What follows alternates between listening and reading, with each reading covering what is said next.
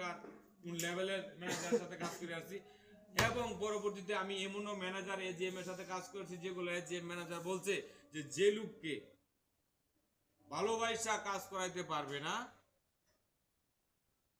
এবং ভালোবাসা কথা বললে কাজ করাইতে মানে করানো যাবে না, সে এই জায়গার কি যোগ্য না। আমি এখন মনে করি তোমরা একটা ওই জায়গার যোগ্য না, একটা লোক এই জায়গার যোগ্য না, সব কটা হারাম করো।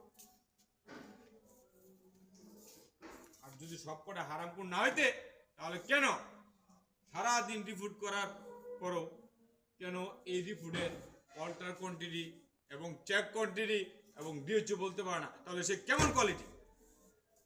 হ্যাঁ, সবকটা মাদার চুদ নাম্বার ওয়ান শিক্ষিত ছাগল। শিক্ষিত ছাগলের কারণেই আজকে সকালবেলা কোনো কিছু বলতে পারে না ম্যানেজারের কাছে। হ্যাঁ, কেন? এখন তোমাদের উচিত কি জানো? লাঠি ভিড়া করো। আমি ওটাও জানি, আমি ওইটাও পারি, লাঠি ভিড়াও করতে পারি, আদরও করতে পারি।